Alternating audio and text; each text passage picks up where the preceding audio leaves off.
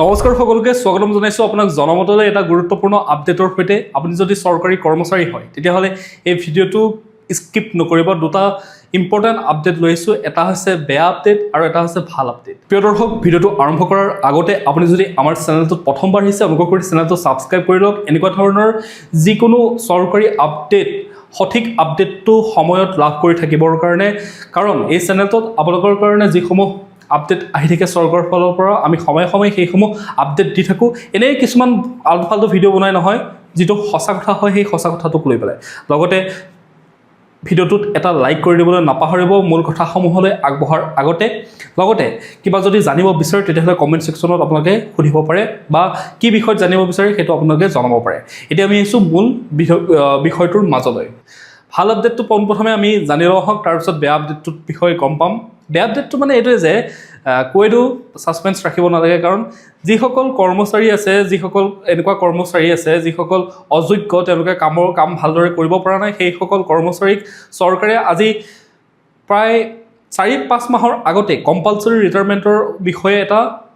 বিষয় উত্থাপন হৈছিলে কম্পালচৰি ৰিটায়াৰমেণ্ট দিব তেওঁলোকে নিজৰ কাম ভালদৰে কৰিব পৰা নাই তাৰপিছতে চৰকাৰে কৈছিলে যে 2 লাখ চৰকাৰী চাকৰি দিয়া হ'ব তাৰপিছতে চৰকাৰে কৈছে যে পদোন্নতি দিয়া হ'ব যিসকল চৰকাৰী কৰ্মচাৰী এতিয়া পদোন্নতি পাবলগীয়া হৈ আছে সেইসকল চৰকাৰী কৰ্মচাৰীক পদোন্নতি দিয়া হ'ব এই গোটেই আমি চেইন ছিষ্টেমটো আমি পোনপ্ৰথমে জানি লোৱা হওক চাওক 2 লাখ চাকৰি অসম চৰকাৰত কিমান লাখ চাকৰি উলিয়াব অলৰেডি বহুত লাখ লাখ কৰ্মচাৰীয়ে আছে পদত তাৰ ফলত চৰকাৰে যেহেতু নিৰ্বাচনত ঘোষণা কৰিছে যে 2 লাখ চাকৰি পুনৰ দিব যিসকল নিবনুৱা যুৱক যুৱতী আছে সেই 2 লাখ চাকৰি দিবলৈ হ'লে চৰকাৰী পদ খালী থাকিব লাগিব কিছুমান পদ ধৰি লওক ক্ৰিয়েট কৰাৰ পাছতো কি হয় এনেকুৱা বহু পদ চৰকাৰৰ আছে যিসমূহ পদ যদি চৰকাৰী পদোন্নতি দিয়ে বা এনেকুৱা মানে কিছুমান ব্যক্তি আছে চৰকাৰী বিভাগত কাম কৰি অকমন্য ব্যক্তি বুলি কৈছে চৰকাৰে সেইসকল ব্যক্তিক কম্পালচৰি ৰিটায়াৰমেণ্ট দি দিয়ে তেতিয়াহ'লেও চৰকাৰে নতুনকৈ বহুত পদ ক্ৰিয়েট নকৰিলেও সেই তাৰ পৰা পুৰণা পদসমূহতে কি কৰিব পাৰিব ৰিক্ৰুটমেণ্টটো কৰিব পৰা যাব আমি পোনপ্ৰথমে জানি লোৱা হওক যে কম্পালচৰি ৰিটায়াৰমেণ্টৰ বিষয়ে আমি পিছত কথা পাতিম কিন্তু যিসকলে পদোন্নতি দিয়া হ'ব প্ৰমোশ্যন দিয়া হ'ব সেই পদোন্নতি বা প্ৰমোশ্যনৰ ছিষ্টেমটো আচলতে কি হয় চৰকাৰী চাকৰিত পদোন্নতি কেনেকৈ হয় চৰকাৰী চাকৰিত মই অসম চৰকাৰৰ কথা কৈ আছোঁ অসম চৰকাৰৰ ক্ষেত্ৰত যদি পদোন্নতি পাব লগা হয় তেতিয়াহ'লে কেইবাটাও ষ্টেপ আপুনি চৰকাৰে ফ'ল' কৰে সেই ষ্টেপকেইটা যদি আপুনি গোটেইকেইটাতে মানে ক'বলৈ গ'লে 10ৰ ভিতৰত 10 নম্বৰকৈ যদি পাইছে তেতিয়াহ'লে আপোনাৰ প্ৰমোশ্যন 100% চিয়'ৰ যদি আপুনি 10ৰ ভিতৰত কম নম্বৰ পাইছে তেতিয়াহ'লে মই তাত জাষ্ট 10 নম্বৰ দিছোঁ কথাটো মই আপোনাক বুজাবৰ কাৰণে চেষ্টা কৰিছোঁ তেনেকুৱা 10 নম্বৰ দিয়া নহয় তেওঁলোকৰ ডিপাৰ্টমেণ্টেল কমিটি বা চৰকাৰে সেইসমূহ সিদ্ধান্ত গ্ৰহণ কৰে কাক কেনেধৰণে নিৰ্বাচন বা প্ৰমোশ্যন দিয়া হ'ব কথাটো হ'ল কেইটামান ষ্টেপ ফ'ল' কৰি সেই ষ্টেপকেইটা ফ'ল' কৰি পেলাই প্ৰমোশ্যন দিয়া হয় তাৰ ভিতৰত যদি আমি পোনপ্ৰথমে চাওঁ প্ৰথমটো হৈছে যোগ্যতা আৰু ন্যূনতম সেৱাকাল যোগ্যতা অৰ্থাৎ এলিজিবিলিটি তেওঁৰ যোগ্যতা আছেনে নাই প্ৰমোশ্যন পাবৰ কাৰণে আৰু ন্যূনতম মিনিমাম ছাৰ্ভিচ পিৰিয়ড কিমান সময় দিব লগা মানে এটা পদোন্নতি লাভ কৰিবলৈ হ'লে তাৰ তলত থকা পদটোত তেওঁ কিমান বছৰ ছাৰ্ভিচ দিব লাগিব তাৰপিছতে এটা আছে ছিনিয়ৰিটি আৰু ভেকেঞ্চি দুইটা ইটোৰ সিটোৰ লগত জড়িত কাৰণ ছিনিয়ৰিটি পষ্ট থাকিব লাগিব খালী হৈ আৰু সেই তাক লৈ পেলাই ভেকেঞ্চিও খালী হৈ থাকিব তেতিয়া ছিনিয়ৰিটি হোৱাৰ লগে লগে সেই দুইটা কম্বাইন কৰি পেলাই কি হয় এটা হৈছে আপুনি ছিনিয়ৰ হ'ব লাগিব মানে ন্যূনতম সেৱাকালটো আপুনি সম্পূৰ্ণ কৰিব লাগিব আৰু য'ত ছিনিয়ৰ পষ্টত আপোনাক প্ৰমোশ্যন দিয়া হ'ব সেই ছিনিয়ৰ পষ্টত ভেকেঞ্চি খালী থাকিব লাগিব তাৰপিছত কৰ্মদক্ষতাৰ ৰেকৰ্ড এনুৱেল পাৰফৰ্মেঞ্চ এপ্ৰেজেল ৰিপৰ্ট এইটো হৈছে গুৰুত্বপূৰ্ণ এটা ৰেকৰ্ড দুটা ৰেকৰ্ড এটা হৈছে APAR এনুৱেল পাৰফৰ্মেঞ্চ এপ্ৰেজেল ৰিপৰ্ট আৰু ছেকেণ্ডটো হৈছে ACR অৰ্থাৎ এনুৱেল কনফিডেন্সিয়েল ৰিপৰ্ট এই দুইটা ৰিপৰ্ট চৰকাৰৰ সেই বিভাগসমূহে ৰেভিনিউ বিভাগ হওক হোম ডিপাৰ্টমেণ্ট হওক বা এগ্ৰিকালচাৰ হওক বা চেৰিকালচাৰ হওক বা ৱাটাৰ ৰিচোৰ্চ হওক বা PWD হওক বা যিমান ডিপাৰ্টমেণ্ট আছে আৰু সেই ডিপাৰ্টমেণ্টসমূহৰ মানে ডিপাৰ্টমেণ্টেল কমিটিসমূহে এই ৰিপৰ্টসমূহ তৈয়াৰ কৰে এই APAR আৰু ACR এই দুইটা ৰিপৰ্ট যদি আপোনাৰ ভাল থাকে তেতিয়াহ'লেহে আপুনি প্ৰমোশ্যন পাব পাৰে আৰু কিছু ক্ষেত্ৰত কি হয় ডিপাৰ্টমেণ্টেল এক্সামিনেশ্যন বা ট্ৰেইনিঙৰ প্ৰয়োজন কিছুমান পদ আছে যি পদসমূহত আপুনি ডিপাৰ্টমেণ্টেল এক্সাম দিব লগা হয় ধৰি লওক মই এটা উদাহৰণ দিছোঁ আপুনি এখন থানাৰ এজন ASI হৈ আছে আপোনাক প্ৰমোশ্যন দিয়া হ'ব SI লৈ সাব ইন্সপেক্টৰলৈ যদি আপোনাক প্ৰমোশ্যন দিব লগা হয় তেতিয়াহ'লে আপোনাক কি হ'ব ডিপাৰ্টমেণ্টেল এক্সাম হ'ব বা ডিপাৰ্টমেণ্টেল ট্ৰেইনিং হ'ব তাৰ পাছতহে আপোনাক সেই পষ্টলৈ প্ৰমোশ্যন দিব পাৰি বা তেনেকুৱা ধৰণৰ বিভিন্ন অসম চৰকাৰৰ বিভাগ আছে সেই বিভাগসমূহত তেনেধৰণে ডিপাৰ্টমেণ্টেল এক্সাম হ'ব ট্ৰেইনিং হ'ব তাৰপিছতহে আপুনি এই দুইটা এক্সামত পাছো কৰিব লাগিব ট্ৰেইনিঙত ভালদৰে পাছ কৰিব লাগিব ভাল নম্বৰ লৈ পেলাই তাৰ পাছতহে আপোনাৰ প্ৰমোশ্যনটো চিয়'ৰ হ'ব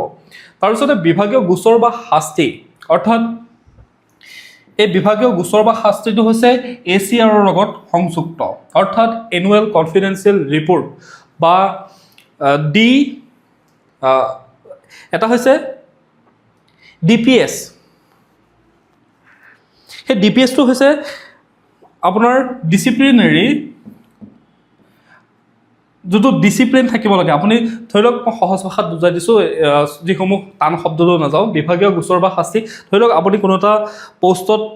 চাকৰি কৰি আছে সেই পষ্টত আপুনি চাকৰি কৰি থকাৰ সময়খিনিত আপুনি যদি কিবা এনেকুৱা ধৰণৰ খেলি মেলি কৰিছে আপুনি আপোনাৰ ছিনিয়ৰক যদি মিছবিহেভ কৰিছে বা আপুনি যদি আপোনাৰ কাম ভালদৰে কৰিব পৰা নাই বা আপুনি যদি আপোনাৰ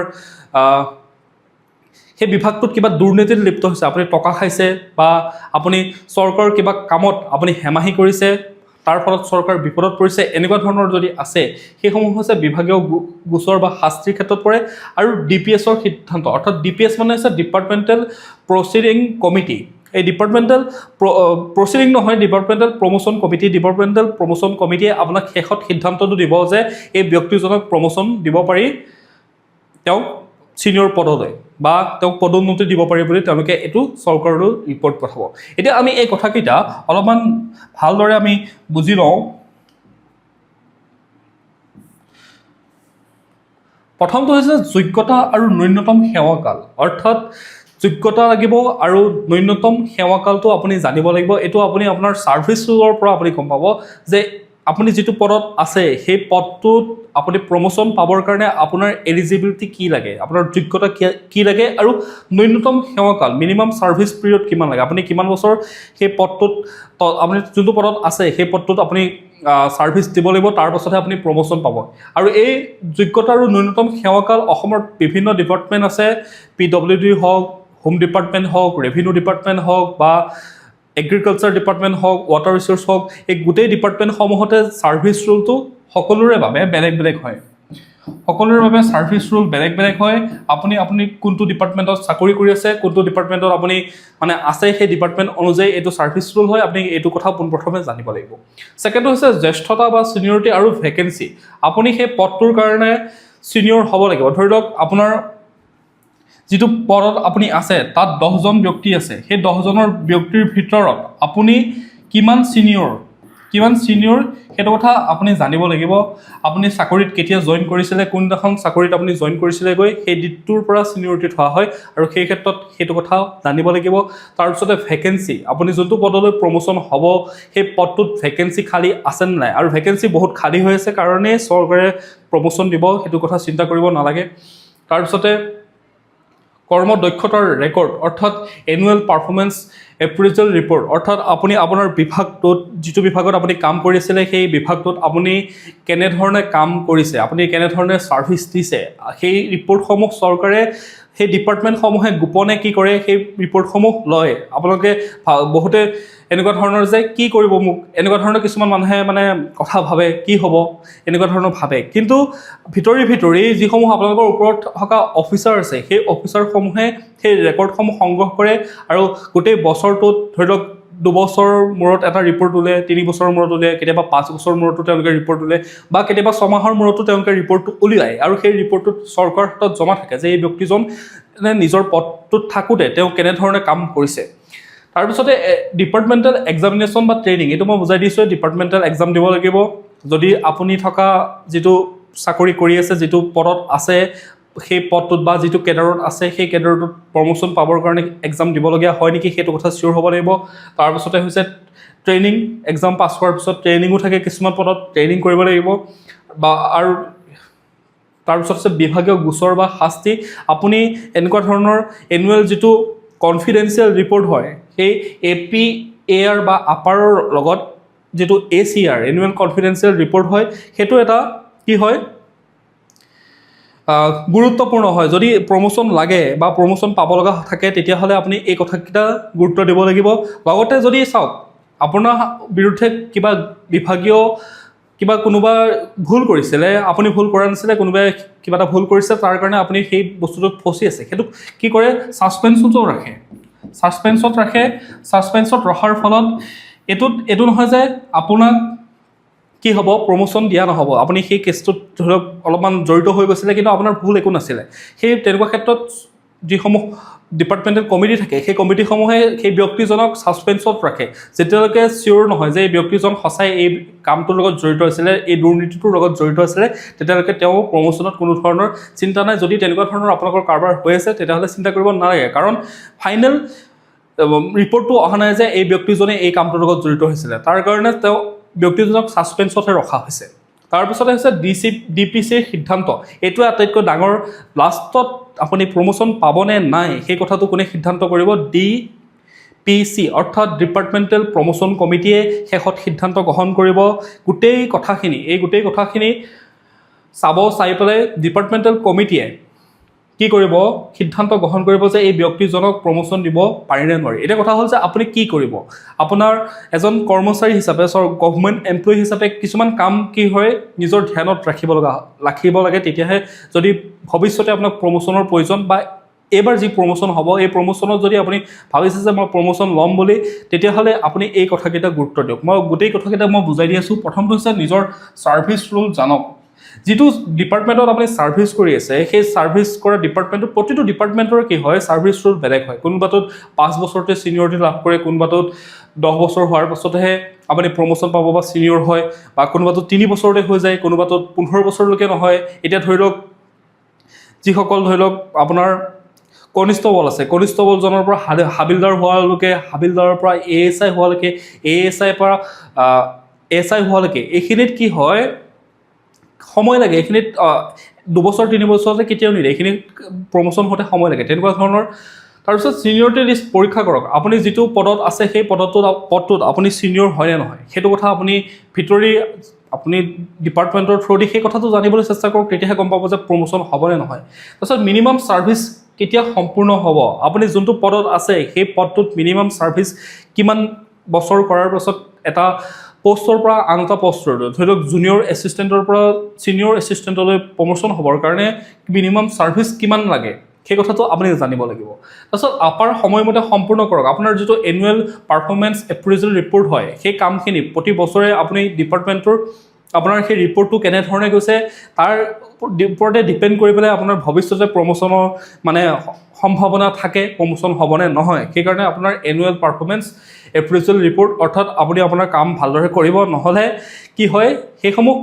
বহুতে ভাবে যে একো নহয় বুলি কিন্তু ডিপাৰ্টমেণ্টে সেইসমূহ ছিক্ৰেটলি কনফিডেঞ্চিয়েল ৰিপৰ্টসমূহ তেওঁলোকে সংগ্ৰহ কৰি থৈ দিয়ে তাৰপিছত ডিপাৰ্টমেণ্টেল এক্সাম থাকিলে সেই ডিপাৰ্টমেণ্টেল এক্সামসমূহ উত্তীৰ্ণ হ'বৰ কাৰণে চেষ্টা কৰক আৰু ডিপাৰ্টমেণ্টেল এক্সাম থাকিলে আপুনি সেইসমূহ পঢ়া শুনা অলপ কৰিব লাগিব কৰি পেলাই সেই বস্তু বিষয়বিলাক জানিব লাগিব প্ৰয়োজনীয় ট্ৰেইনিং সম্পূৰ্ণ কৰক ছাৰ্ভিচ ৰেকৰ্ড ভাল ৰাখিব লাগিব ডিচিপ্লিনাৰী বা ভিজিলেন্সৰ বিষয়ে সাৱধান হওক অৰ্থাৎ